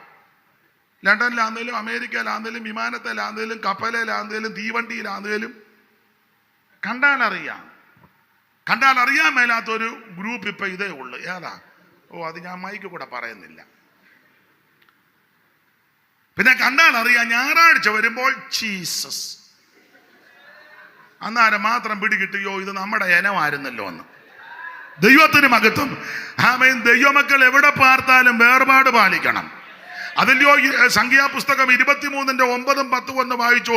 വേണമെങ്കിൽ എസ്തേറിന്റെ പുസ്തകം 3:8 വായിച്ചോ. ഒത്തിരി വാക്യം കൊണ്ട് തരാൻ, ഇപ്പൊ ഇത് വായിച്ചാൽ മതി. ആ സംഖ്യാപുസ്തകം 23:9-10. ശിലാഗ്രഹങ്ങളിൽ നിന്ന് ശിലാഗ്രഹങ്ങളിൽ നിന്ന് ഞാൻ അവനെ കാണുന്നു, ഗിരികളിൽ നിന്ന് ഞാൻ അവനെ ദർശിക്കുന്നു. അടുത്തത് ഇതാ തനിച്ചു പാർക്കുന്ന ജനം ജാതികളുടെ കൂട്ടത്തിൽ എണ്ണപ്പെടുന്നില്ല. നീ എവിടെ പാർത്താലും നിന്നെ കണ്ടാൽ അറിയാം. അതുകൊണ്ടല്ലയോ 3:8, എസ്തേർ 3:8, ഇതെല്ലാം നമുക്ക് അറിവുള്ള വാക്യമാ. എങ്കിലും അങ്ങ് വായിച്ചോ. എസ്തേർ 3:8 ആമാൻ പറയുന്ന പ്രയോഗമല്ലയോ ദൈവദാസനെ? ഒന്ന് വായിച്ച് കേൾപ്പിച്ചേര്. എസ്തേറിന്റെ പുസ്തകം 3-ാം അധ്യായത്തിന്റെ 8-ാമത്തെ വാക്യം ഒന്ന് വായിച്ചാട്ടെ. പിന്നെ ഹാമാൻ അഹശ്വേരോശ് രാജാവിനോട് നിന്റെ രാജ്യത്തിലെ സകല സംസ്ഥാനങ്ങളിലുമുള്ള ജാതികളുടെ ഇടയിൽ വേറൊരു ജാതി. ശ്രദ്ധിച്ചോണം. ജാതികളുടെ ഇടയിൽ വേറൊരു ജാതി. ചിന്നിച്ചിതറി കിടക്കും. ചിന്നിച്ചെതറി, ഒത്തിരി ഇല്ല കേട്ടോ, ചിന്നിച്ചെതറി കിടക്കുന്നു. അടുത്തത് അവരുടെ ന്യായപ്രമാണങ്ങൾ അവരുടെ ന്യായപ്രമാണങ്ങൾ മറ്റുള്ള സകല ജാതികളുടേതിനോടും വ്യത്യാസം ഉണ്ടായിരിക്കണം, വ്യത്യാസപ്പെട്ടിരിക്കും. വാക്കിലും ഉടുപ്പിലും നടപ്പിലും കൊടുപ്പിലും എടുപ്പിലും പോക്കിലും വരവിലും കൂട്ടായ്മയിലും എല്ലാത്തിലും വ്യത്യസ്തരാ. ആയിരങ്ങളുടെ പതിനായിരങ്ങളുടെ ലക്ഷങ്ങളുടെ നടുവിൽ നിന്നാലും ഒരു ദൈവവൈതലിനെ കണ്ടാൽ അറിയാം. ലക്ഷക്കണക്കിന് മഹാജനങ്ങൾ കൂടി വരുന്നിടത്തും കൃപയുള്ള ദൈവവൈതലിനെ കണ്ടാൽ അറിയാം. അവൻ വന്നാൽ അറിയാം. അതിന് ചോദിക്കുമൊന്നും വേണ്ട, വന്നാൽ അറിയാമല്ലോ. സ്തോത്രം. നമ്മളിപ്പോ യോഗമൊക്കെ കഴിയുമ്പോൾ ചോദിക്കുന്നത് മേരിക്കുട്ടി ഉണ്ടായിരുന്നു, പിന്നെ എവിടായിരുന്നു? ഞാനങ്ങ് പുറകിലിരിപ്പുണ്ടായിരുന്നു, വന്നപ്പോൾ താമസിച്ചു, പിന്നെ തെള്ളി എന്തിനാ മുന്നോട്ട്? ഞാൻ തങ്കച്ചായൻ ഉണ്ടായിരുന്നു, പിന്നെ ഞാൻ ആ സൈഡിലിരുന്ന് ഉറങ്ങുന്നുണ്ടായിരുന്നു, പാസ്റ്റർ കാണാനിട്ട്. ബേച്ചാനോ? ഞാൻ ഇടയ്ക്കിരിപ്പുണ്ടായിരുന്നു. കറിയാച്ചൻ എവിടാ? ഞാൻ തൊട്ട് പുറകിലുണ്ടായിരുന്നു. അയ്യോ, അപ്പം ബേബിയും തങ്കച്ചനും ഒന്നും വന്നതാരും അറിഞ്ഞില്ല. പക്ഷെ കൃപയുള്ളവൻ വന്നാൽ ചോദിക്കണ്ട. അവൻ പുറകിരുന്നാലും സൈഡിൽ ഇരുന്നാലും പുറകിലിരുന്നാലും നടുക്കിരുന്നാലും അവൻ്റെ സ്തോത്രം കേൾക്കുമ്പോൾ അറിയാം, അവൻ്റെ ഹല്ലേലൂയ കേൾക്കുമ്പോൾ അറിയാം, അവൻ്റെ ഇരിപ്പും ഭാവവും കാണുമ്പോൾ അറിയാം ഇവൻ വേർപാട് പാലിക്കുന്നവനും പ്രമാണത്തിൽ നിൽക്കുന്നവനുമാണ്. ദൈവമക്കൾ എവിടെ പാർത്താലും അവരെ അറിയാം. ഇത് വേർപാടിൻ്റെ ഉപദേശമാണ്. ആട്ടെ, ഞാനധികം ഈ പ്രസംഗം ഇവരോടൊക്കെ ഒന്ന് മനസ്സിലാക്കുകയായിരുന്നേ നല്ലതായിരുന്നു. എന്തോ ഞാൻ സമയവുമില്ല. നിങ്ങൾ പറഞ്ഞു കൊടുക്കണേ, പരിഭാഷയ്ക്കുന്ന സാറ് പറഞ്ഞു കൊടുക്കണേ ഇവർക്ക്. ഞാൻ പറഞ്ഞതുപോലെ പറയുകയും ചെയ്യണം. ദൈവത്തിന് മഹത്വം. ദൈവം അനുഗ്രഹിക്കട്ടെ. അപ്പൊ ഇന്ന് രാത്രി എബ്രായ ക്രിസ്ത്യാനികളെ പറ്റി പഠിക്കുമ്പോൾ ഇവർ യഹൂദ മതം വിട്ട് നസ്രായ മാർഗത്തിന്റെ പുറകെ വന്നതാ. ആമേൻ. അങ്ങനെ വന്ന് ഇവര് ആമേൻ സ്തോത്രം ഇതെല്ലാം വിട്ടേച്ചു വന്നു. ഏതൊക്കെ? ഒത്തിരി കാര്യങ്ങൾ വിട്ടേച്ചാ വന്നേ. ഒന്ന്, ജാതിയുടെ മഹത്വം, അത് വിട്ടു.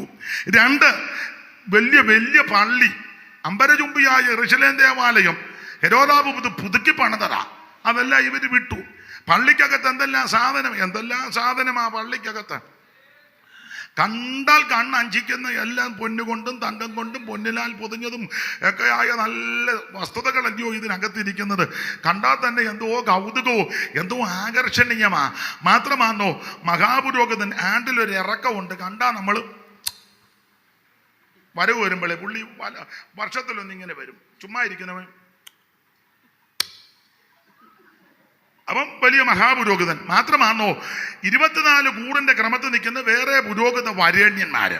അവരുടെ സ്ഥാനചിഹ്നങ്ങള്, വേഷഭൂഷാദികള്, നീളക്കുപ്പായ, നെലിയങ്കി, നടുക്കട്ട, ഏപോത്, മാർപ്പതൊക്കെ, ഉള്ളങ്കി, മേലങ്കി, മുടി എന്ന് വേണ്ട ഇതെല്ലാം കൂടെ ഉടുത്തൊരുങ്ങി ഒരു വരവ് വന്നാൽ അന്തം വിട്ടുപോകാം. അപ്പൊ ഇതെല്ലാം വിട്ടേച്ചായി ഇറങ്ങിയത്. മാത്രമാണോ കോടിക്കണക്കിന് വിലമതിക്കുന്ന സ്ഥാവര ജംഗമ വസ്തുക്കൾ പള്ളിയോട് ബന്ധപ്പെട്ടുമുണ്ട്. പിന്നെ എൻ്റെ ഭാഷയെ പറഞ്ഞാൽ നല്ല ഒന്നാം തരം കല്ലറ. നമ്മുടെ കല്ലറ എന്ന് പറയാതിരിക്കുന്നതാണ് നല്ലത്. ആരേലും ചാകുമ്പം 2 വിടും, പോയി അതെല്ലാം തെളിക്കടാ. അവൻ ചെന്ന് കമ്മ്യൂണിസ്റ്റ് പച്ചയും കാടും എല്ലാം വെട്ടി അവൻ്റെ കാലും കീറി അമ്പെല്ലാം കൊണ്ട് അവൻ പ്രാഗിയായി ഇത് തെളിക്കുന്നത്. കാരണം നമുക്കിതൊന്നും വിഷയമല്ല. ചില സെമിത്തേരിലൊക്കെ ചെന്നാൽ നമുക്ക് അപ്പോൾ ചോദിക്കും എന്താ അങ്ങനെ? അല്ല, എന്നാലും ഒരു വൃത്തി വേണ്ടായോ? ചിലയിടത്തില്ല. ചിലയിടത്ത് എന്നാൽ ഒന്ന് ഞാൻ പറയുന്നില്ല, വേണ്ട വെറുതെ. നമ്മുടെ കല്ലറകളും ഇതൊക്കെ അങ്ങനാ. ദൈവത്തിന് മഹത്വം. എന്നാ അവരുടെ കല്ലറ അത് കണ്ടാൽ തന്നെ നമുക്ക് ചാകാൻ തോന്നും. അത് കണ്ടാൽ നമുക്ക്. ഈയിടെ ഒരു അടക്കത്തിന് പോയപ്പോൾ എന്നോട് പറഞ്ഞു, എൻ്റെ അച്ഛാ എനിക്ക് അങ്ങ് ചാകാൻ തോന്നുക. ഞാൻ ഇവരടക്കുന്നതാ എനിക്കിഷ്ടം. ഇവരുടെ കൂടെ നിന്ന് ആരാന്നൊന്നും ഞാൻ പറഞ്ഞില്ല, തൊട്ടടുത്തുണ്ട്. പുള്ളിക്ക് അത് കണ്ടപ്പോൾ പറയൂ, അയ്യോ ഇതാ. നമ്മുടെ ആൾക്കാർക്ക് വെളിവൊന്നുമില്ലാത്ത ഒത്തിരി എണ്ണമുണ്ട്. പെട്ടി മൂടുന്നതിന് മുന്നേ മണ്ണ് വാരി നെഞ്ചത്തിടുക. ജീവിച്ചപ്പോൾ ഇത് തന്നെ ആയിരുന്നു. ഈ പുള്ളി ജീവിച്ചപ്പോഴും ചെളി വാരി എറിയുക. എന്നാൽ പെട്ടി മൂടി വെച്ചതിൻ്റെ പുറത്ത് മണ്ണിടണമെന്നൊന്നും പ്രമാണമില്ല. പിന്നെ ഒരു ശുശ്രൂഷയ്ക്ക് ഒരു തന്മയത്വത്തോടെ അങ്ങ് ചെയ്യുന്നതേ ഉള്ളൂ. മണ്ണിൽ നിന്ന് എടുത്തിരിക്കാതെ മണ്ണിലോട്ട് ചേർന്നു എന്ന് അതിനൊരു ഒരു ദൃഷ്ടാന്തമാക്കി അങ്ങ് കൊടുക്കുന്നതേ ഉള്ളൂ. അല്ലാതെ ഇപ്പോൾ ഓരോരുത്തരും മണ്ണെന്തിയ മണ്ണ് തപ്പുക. ഇതിപ്പോ ഇട്ടാലും വിട്ടിലും ഗുണമുള്ളവനാന്ന് ഉയർത്തോളും. ദൈവത്തിന് മഹത്വം. അപ്പൊ ചുരുക്കി പറഞ്ഞാൽ യഹൂദ ജാതി ഇതെല്ലാം വിട്ടേച്ച് യേശുവിന്റെ പുറകെ വന്നു, ഈ മാർഗത്തിൽ വന്നു. ഇങ്ങനെ വന്ന് ഇവർ കുറച്ച് കഴിഞ്ഞപ്പോൾ ഇവർക്കൊരു ചിന്ത, വിട്ടുപോകുന്നത് അബദ്ധമായോ, ഉപേക്ഷിച്ചത് മണ്ടത്തരമായോ, ഇത് ത്യജിച്ചതെല്ലാം ഭോഷത്വമായോ എന്നൊരു ചിന്ത അകത്ത് കയറിയപ്പോൾ ഇവര് ക്ഷീണിച്ചു. അപ്പോൾ അങ്ങനെ ക്ഷീണിച്ചു വശപ്പെട്ടു പോയ എബ്രായ ക്രിസ്ത്യാനികളെ ഉറപ്പിക്കാൻ പൗലോസ് എഴുതിയ ലേഖനമാ എബ്രായ ലേഖനം. നിങ്ങൾ വിട്ടുപോകുന്നതിനേക്കാൾ ശ്രേഷ്ഠമേറിയ സ്ഥലത്താ നിങ്ങൾ വന്നു കയറിയിരിക്കുന്നത്. നിങ്ങൾക്ക് അബദ്ധമൊന്നും പറ്റിയിട്ടില്ല, നിങ്ങൾക്ക് മണ്ടത്തരമൊന്നും പറ്റിയിട്ടില്ല. നീ വിട്ടതും ഉപേക്ഷിച്ചതും ത്യജിച്ചതും വെറുത്തതും പോക്ഷത്വമല്ല, ഏറ്റവും ശ്രേഷ്ഠമാണ്. അല്ല, ഇപ്പൊ നമ്മുടെ ഇടയിലുമൊക്കെ ആൾക്കാർക്കുണ്ട്, പഴയ വിശ്വാസികളിൽ ചില സഹോദരിമാർക്ക് ചിലർക്ക് ചില ചിന്തയുണ്ട്, ഊരിയത് അബദ്ധമായോ എന്ന്. അങ്ങനത്തെ മെസ്സേജ് ആണെന്നല്ല ഇപ്പം വിദ്വാൻമാരെല്ലാം കൊടുത്തോണ്ട് എന്നാ കുഞ്ഞോട്ടിച്ചാ. അപ്പൊ ഇവർക്കൊരു ചിന്ത, ചിലർക്ക് അയ്യോ ഇത് ഊരി കളഞ്ഞതല്ല, അബദ്ധമായോ. അപ്പൊ ഇട്ടവർക്കൊരു സന്തോഷം, ഞങ്ങൾ മിടുക്കന്മാരാ, ഊരിയില്ലല്ലോ. പണ്ടൊക്കെ അങ്ങനെ.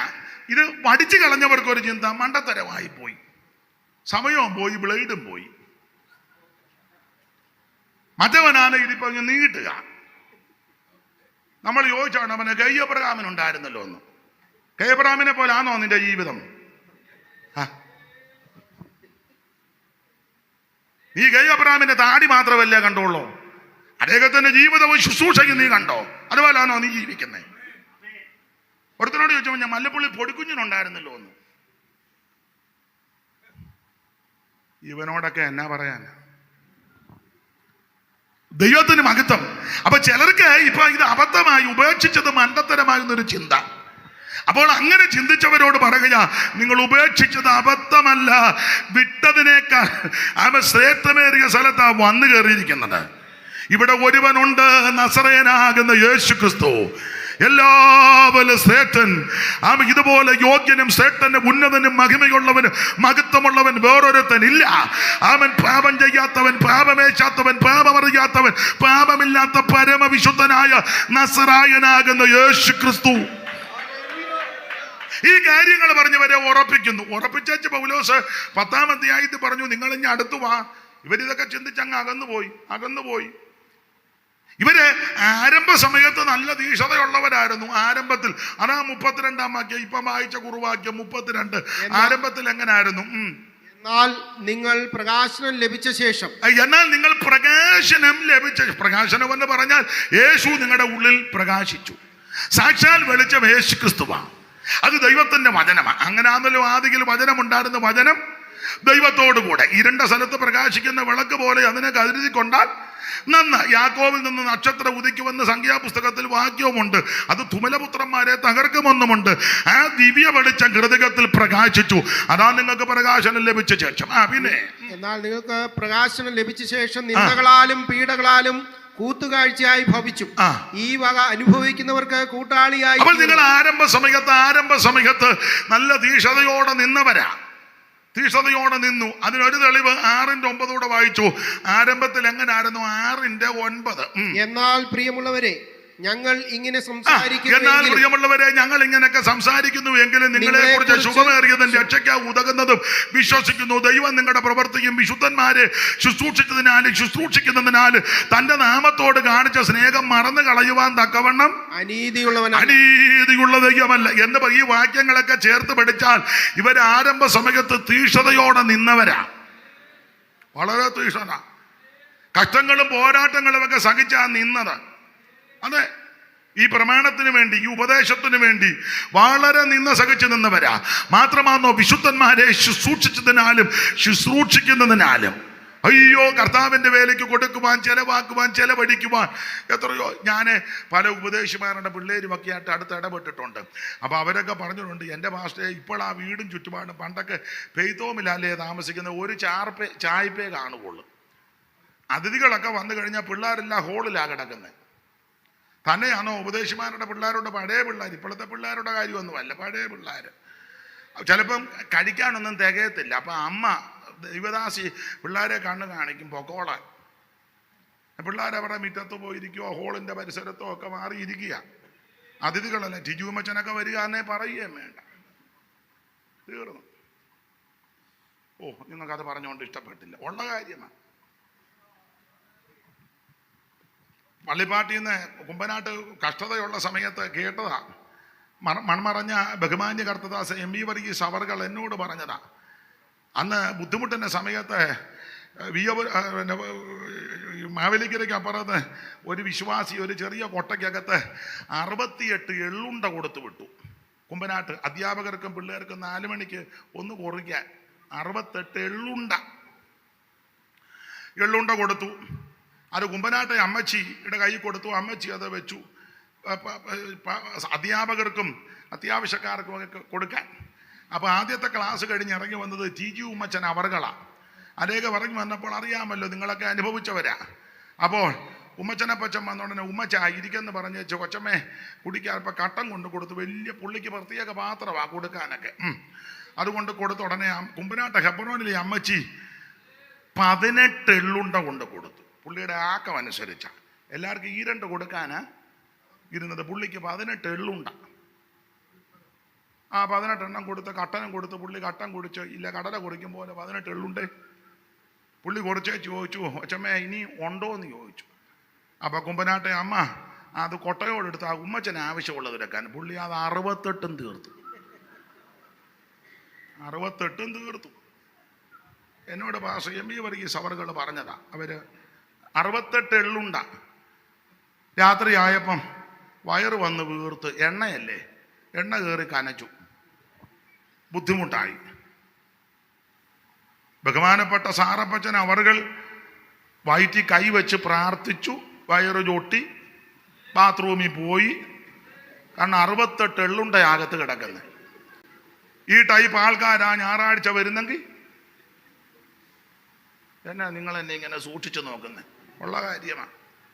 അപ്പം ഞാൻ സൂചിപ്പിച്ചത് മറ്റൊന്നുമല്ല, അന്നത്തെ ദൈവദാസന്മാരുടെ കുഞ്ഞുങ്ങൾക്കൊക്കെ ചിലപ്പം ഉച്ചയ്ക്ക് ഭക്ഷണം പോലും കിട്ടത്തെ. അനേക ദൈവദാസിമാര് പട്ടിണിയാ.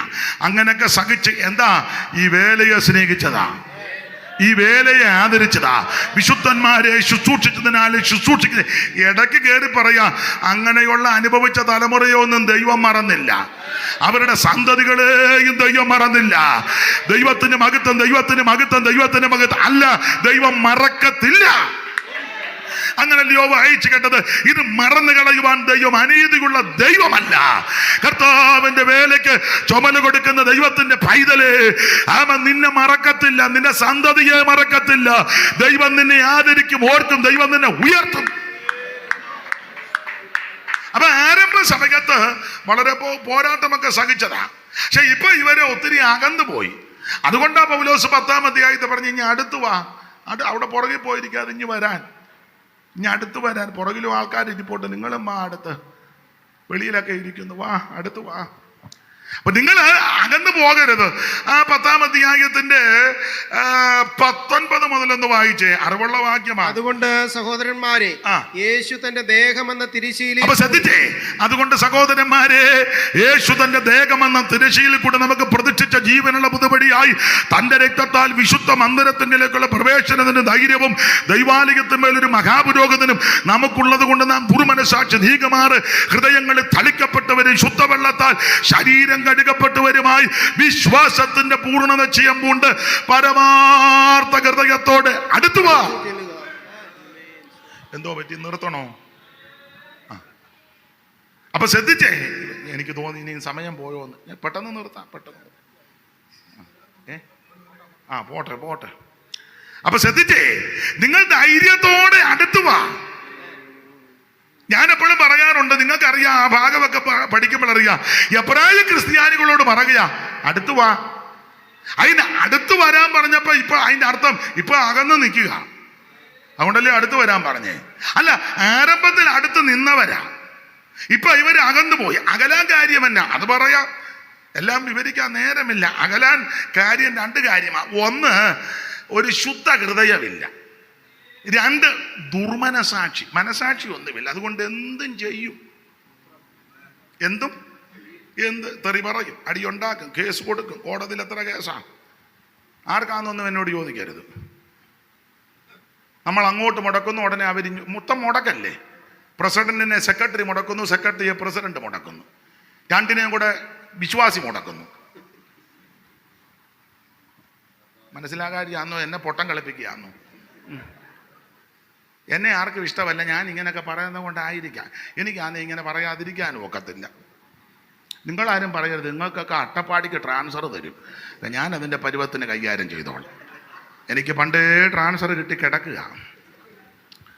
അപ്പൊ ഒരു കാര്യം ഇന്ന് രാത്രി പറയുക, നല്ല മനസാക്ഷിയില്ല.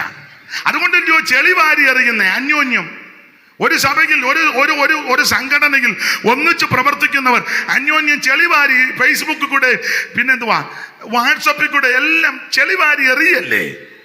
അയന്നാ നല്ല മനസാക്ഷിയില്ല, മനസാക്ഷിയെല്ലാം പോയി, നല്ല ഹൃദയവുമില്ല. ദൈവത്തിന് പ്രിയരേ, അവൻ ഇവിടെ പേരും പ്രശസ്തി സ്ഥാനവും മാനവും കിട്ടിയില്ലെങ്കിലും നല്ലൊരു ഹൃദയം വേണം. ആസാബ് അതുകൊണ്ടാ പറഞ്ഞത്, ദൈവം ഇസ്രായേലിന് നിർമ്മല ഹൃദയമുള്ളവർക്ക് നല്ലവനാകുന്നു നിശ്ചയം. നമ്മുടെ കർത്താവ് പഠിപ്പിച്ചത് എങ്ങനെ? ഹൃദയ ശുദ്ധിയുള്ളവർ ഭാഗ്യവാന്മാർ, അവരാ ദൈവത്തെ കാണുന്നത്. ഇവിടെ പേരും പ്രശസ്തി സ്ഥാനവും മാനവും അങ്ങാടിയിൽ വന്നനുവും പള്ളിയിൽ മുഖ്യാസനവും ആൾക്കാർ റബ്ബി റബ്ബുനി എന്നൊന്നും വിളിച്ചില്ലെങ്കിൽ നിനക്ക് നല്ലൊരു ഹൃദയം വേണം. ഹൃദയമെല്ലാറ്റിനേക്കാളും കപടമുള്ളത് ആരാഞ്ഞറിയുന്നവൻ ദൈവമാ. ദൈവം നമ്മുടെ ഹൃദയങ്ങളെ തൂക്കി നോക്കുന്നവനാ. ഇന്ന് രാത്രി രണ്ട് കാരണം കൊണ്ട് അകന്നു പോയി. ഒന്ന്, ശുദ്ധ ഹൃദയമില്ല. രണ്ട്, മനസാക്ഷി നല്ലതല്ല. പക്ഷെ അങ്ങനെ ഉള്ളവരെ ദൈവം തള്ളിക്കളയുന്നില്ല, അവരെ വിളിക്കുക, ഇഞ്ഞു വാ. അങ്ങനെ വിളിക്കുമ്പം പറയാ, 3 കാരണങ്ങൾ കാണിച്ചേച്ചാ വിളിക്കുന്നത്. ഒന്ന്, യേശു ദേഹമെന്ന തിരശീല ചീന്തി ഒരു പുത്തൻ വഴി ഒരുക്കിയിട്ടുണ്ട്, അതുകൊണ്ട് ഇഞ്ഞു വരാൻ പറഞ്ഞു. പഴയ വഴി മെയിൻറ്റെയിൻ ചെയ്തതൊന്നുമല്ല, ഇത് ഒരു പുത്തൻ വഴിയാ. ഈ വഴി എങ്ങനെ തുറന്നെന്ന് ചോദിച്ചാൽ അവിടുത്തെ തിരുശരീരം നമുക്കായി ചീന്തി, മുൾക്കിരീടധാരിയായി മുഖത്തെ രോമമെല്ലാം പിടിതെടുക്കപ്പെട്ടവനായി ആമേ ചവണ കൊണ്ട് രോമങ്ങൾ പിടിതെടുത്ത് കുനിയപ്പെട്ട് നിൽക്കുന്ന ക്രിസ്തുവിന്റെ മുതുകത്ത് കഠോര ഹൃദയന്മാരാകുന്ന റോമൻ പടയാളികൾ ദാക്ഷണ്യം കൂടാതെ ചാട്ടവാറ് ചുഴറ്റി അടിച്ച് ഫലിച്ചപ്പോൾ ആ പച്ചമാംസം തിരുശരീരത്തിൽ നിന്ന് ഇരുന്ന് പറഞ്ഞ് പ്രവചനാത്മാവിൽ സങ്കീർത്തനക്കാരൻ പാടുക, മുതക ഉടവുചാല് പോലെ നീളത്തിൽ കീറി. ഇന്ന് രാത്രി എൻ്റെ പ്രിയരെ, അങ്ങനെ കീറിയാ നിനക്കൊരു വഴിയൊരുക്കിയിരിക്കുന്നത്. ഇത് കാശ് കൊടുത്താൽ കിട്ടുന്ന വഴിയല്ല, ഇത് മറ്റുള്ളവര് തരുന്ന വഴിയല്ല. അവിടുത്തെ തിരുശരീരം ചീന്തി എനിക്ക് നിനക്ക് ഒരു വഴി തുറന്നിരിക്കുക. ദൈവത്തിന് മഹത്വം. ചിന്തിയല്ലോ സ്വന്തം രക്തം എനിക്കായി ചിന്തിയല്ലോ സ്വന്തം. പാടുന്നില്ലെന്ന് പറഞ്ഞത്, എന്നാലും വന്നു പോയതാ. അപ്പൊ ശ്രദ്ധിച്ചേ, ഇത് തിരുശരീരം ചീന്തി, ദേഹമെന്ന തിരശീല ചീന്തി ഒരു പുത്തൻ വഴി ഒരുക്കി ഇട്ടിട്ടുണ്ട്. അതുകൊണ്ട് അകന്നു നിൽക്കാതെ ഇനി അടുത്തു വാ. 2, അവിടെ എഴുതിയിരിക്കുന്നത് ദൈവത്തിന് മഹത്വം. നമുക്ക് ഒരു മഹാപുരോഹിതൻ സ്വർഗത്തിലുണ്ട്, പക്ഷപാതം ചെയ്യുന്നു. പക്ഷപാതം ചെയ്യാൻ ഒരുവൻ സ്വർഗത്തിൽ. പക്ഷപാതം എന്ന് പറഞ്ഞാൽ പക്ഷം പിടിച്ച് വാദിക്കുക. ആരുടെ പക്ഷം? നമ്മുടെ പക്ഷം. ആര് വാദിക്കുന്നു? യേശു വാദിക്കുന്നു. എവിടെ വാദിക്കുന്നു? സ്വർഗത്തിൽ വാദിക്കുന്നു. അതെന്തിനാ സ്വർഗത്തിൽ നമ്മുടെ പക്ഷം പിടിച്ച് യേശു വാദിക്കുന്നത്? നമുക്കെതിരെ വാദിക്കാൻ ഒരുത്തനുണ്ട്, അവൻ്റെ പേരാണ് അപവാദി. അവനെ ഒടുവിൽ തള്ളിയിടും. പക്ഷെ ഇപ്പൊ അവൻ ഇങ്ങനെ ചെന്ന് വാദിച്ചുകൊണ്ടിരിക്കുക, എനിക്ക് നിങ്ങൾക്കുമെതിരെ. അങ്ങനെ എനിക്ക് നിനക്കുമെതിരെ അപവാദിയാകുന്ന പിശാച് വാദിക്കുമ്പോൾ ആരുമില്ലെന്നോർത്ത് ഭാരപ്പെടണ്ട. എനിക്ക് നിനക്ക് വേണ്ടി നമ്മുടെ പക്ഷം പിടിച്ച് വാദിക്കാൻ ഒരുവൻ സ്വർഗത്തിലുണ്ട്. യേശു ഇപ്പൊ പക്ഷപാതം ചെയ്യുക. അതുകൊണ്ടാ പറഞ്ഞത് ഞാൻ അടുത്ത് വാ, അകന്നു നിൽക്കണ്ട. 3, ഇവിടെ പരിശുദ്ധ രക്തമുണ്ട്. സകല പാപങ്ങളും പരിഹരിക്കുന്ന, സകല പാപങ്ങളും പോക്കുന്ന പരിശുദ്ധ രക്തം ഇവിടെ ഉണ്ട്. അതുകൊണ്ട് അകന്നു നിൽക്കാതെ ധൈര്യത്തോടെ അടുത്ത് വാ. സ്തോത്രം, സ്തോത്രം. പിന്നെ അടുത്ത് വരുമ്പോൾ അതോടെ പറഞ്ഞ ആ ഭാഗം വിടാം. 2 വിധത്തിലെ ശുദ്ധീകരണം. 1, ബാഹ്യ ശുദ്ധീകരണം. 2, ആന്തരിക ശുദ്ധീകരണം. ആന്തരിക ശുദ്ധീകരണത്തിന്റെ വാക്യം ആ കണ്ണികളുണ്ട്. രക്തം തളിക്കണം.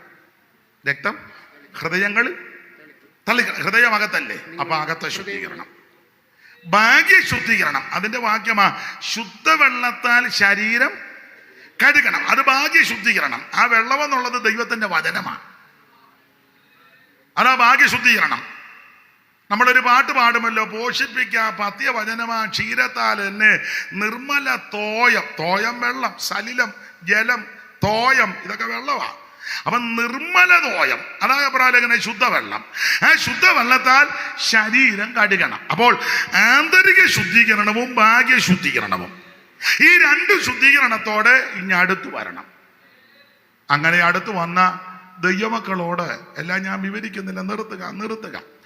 ദൈവമക്കളോട് പറയുകയാ, നിങ്ങളെ പൂർവകാലം ഒന്ന് ഓർക്കണം, ഇപ്പോഴത്തെ വർത്തമാനകാലം ഒന്ന് ഓർക്കണം, 3 നിങ്ങളുടെ ഭാവി കാലം ഓർത്തോണം.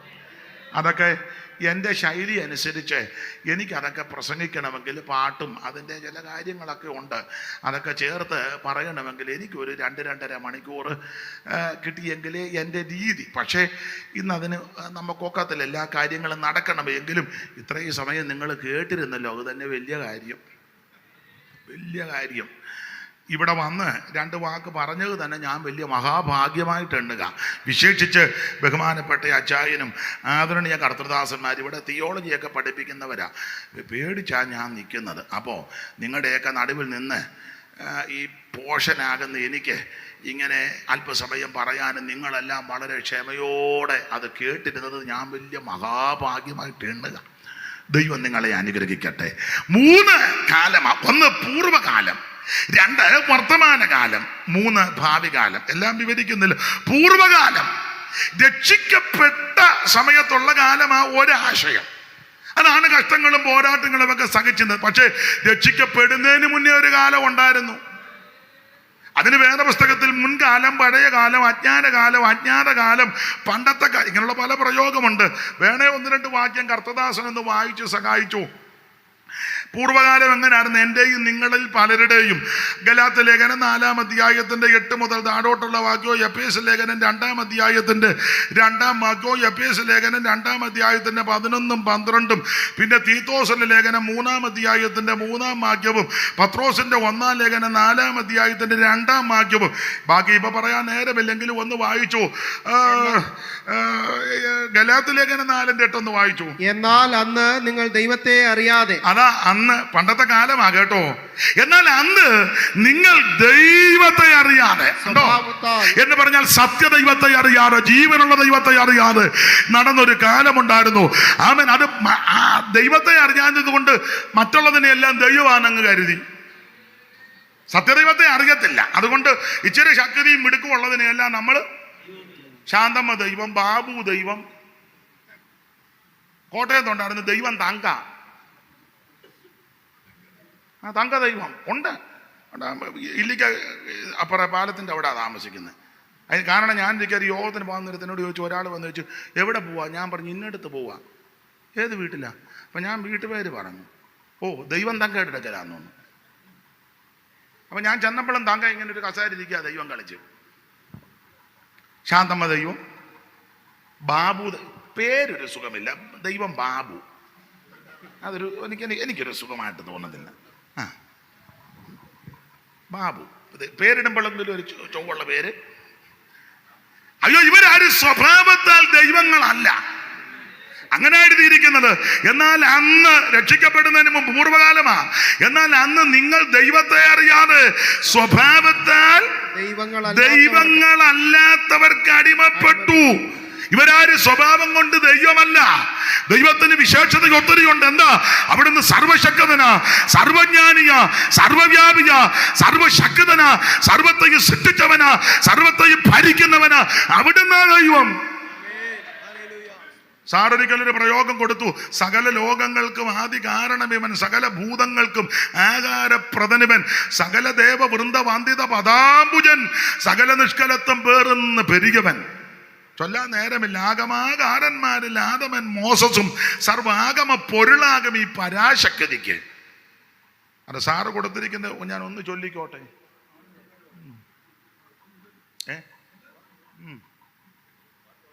സകല ലോകങ്ങൾക്കും ആദികാരണം ഇവൻ ദൈവം, സകല ഭൂതങ്ങൾക്കും ആകാരപ്രദനിവൻ, സകല ദേവവൃന്ദ വന്ദിത പദാംബുജൻ, സകല നിഷ്കലത്വം പേറുന്ന പെരിയവൻ, ആഗമാകാരന്മാരില്ലാതവൻ മോസസും സർവാഗമ പൊരുളാകും ഈ പരാശക്തിക്ക്.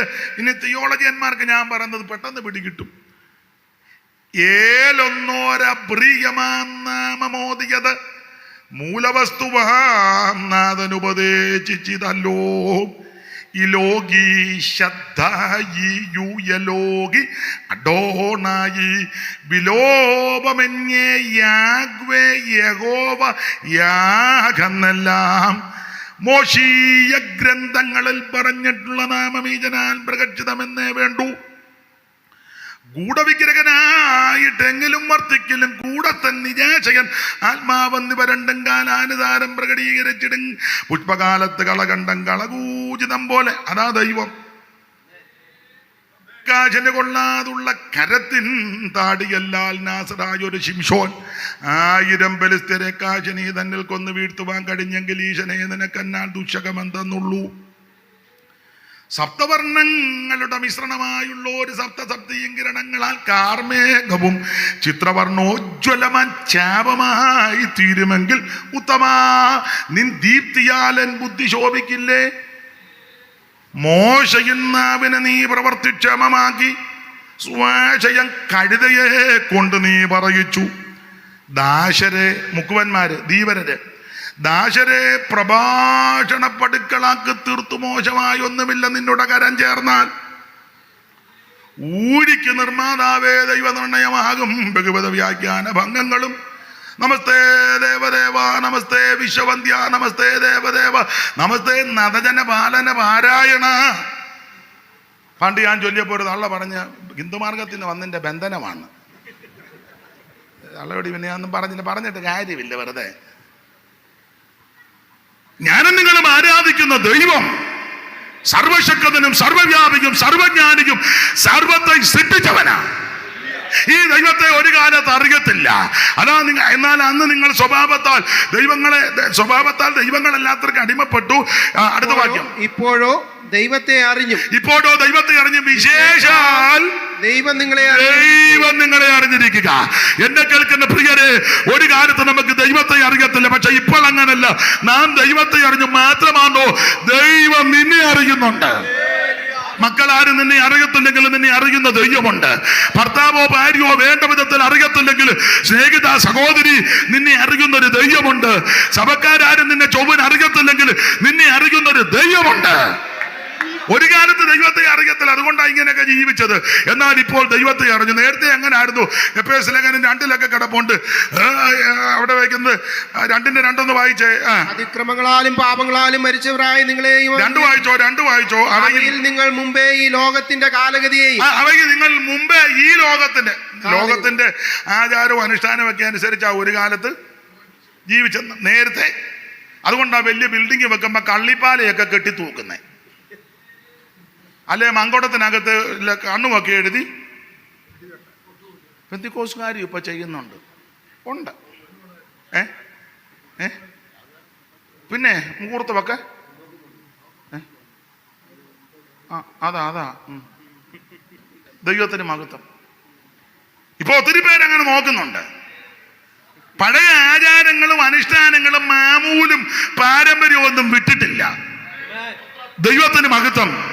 ഒരു കാലത്ത് ഇത് ഇങ്ങനെയൊക്കെയാ ജീവിച്ച, പക്ഷെ അതിൽ നിന്ന് യേശു നിന്നെ രക്ഷിച്ചു. അതുകൊണ്ട് പൂർവ്വകാലമൊക്കെ ഒന്ന് ഓർക്കണം. എങ്ങനെയാ ദൈവം നിന്നെ ഇവിടെ കൊണ്ടുവന്നത്. ഒരു കണ്ണിന് പോലും ദൈവതാതിരുന്നപ്പോൾ യേശു നിന്നെ രക്ഷിച്ചു. നാം ദൈവമക്കളെന്നുള്ള പദവിയും ഭാഗ്യവും ദൈവം തന്നു. അത് പൂർവ്വകാലം. ഇപ്പോഴോ വർത്തമാനകാലത്തിന് തന്നെ സഹിഷ്ണുതയൊന്നും ഒരു സഹിഷ്ണുതയില്ല, ഒന്നുമില്ല. കൂട്ടായ്മയ്ക്കില്ല, ആരാധനയ്ക്കില്ല, ജീവിതത്തിലില്ല. ഒന്ന് പറഞ്ഞ് മറുപടി പറയുക, തെറി പറയുക, കേസ്, കോടതി, വഴക്ക് എന്ന് വേണ്ട ഒരു സഹിഷ്ണുതയോ ഒരു ഇന്ദ്രിയ ജയമോ ഇതൊന്നുമില്ല. ഞാൻ വിവരിക്കുന്നില്ല. അത് വർത്തമാനകാലം. തന്നെത്താനൊന്ന് ശോധന ചെയ്യണം. ഭാവികാലം എന്താ? യേശു വീണ്ടും വരും. എന്താ? തിരുസഭയെ ചേർക്കാൻ, എല്ലാവരെയും കൊണ്ടുപോകാനല്ല, തനിക്കായി കാത്തു നിൽക്കുന്ന വിശുദ്ധരെ ചേർക്കാനാ. പോകുന്ന ആൾക്കാരുടെ യോഗ്യത ഒക്കെ അടുക്കടുക്കായിട്ട് പറയേണ്ടതാ.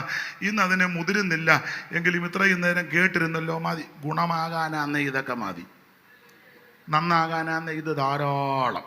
അതുകൊണ്ട് വിശ്വസ്തരും വിശുദ്ധരുമായി ജീവിച്ച് പ്രമാണം കാത്ത് പൂർവകാലത്തിൽ നിന്ന് നിന്നെ രക്ഷിച്ച ദൈവത്തെ മഹത്വപ്പെടുത്തി സഹിഷ്ണുതയും ഇന്ദ്രിയജയവും കൈമുതലാക്കി വേർപാടും വിശുദ്ധിയും കാത്ത് ഉപദേശത്തിൻ്റെ പ്രമാണത്തിൻ്റെ പവിത്രത വിടാതെ ഓരോ ദിവസവും മാനസാന്തരപ്പെട്ട് വേഗം വരുന്ന കർത്താവിന് എതിരേൽപ്പാൻ ഒരുങ്ങണം.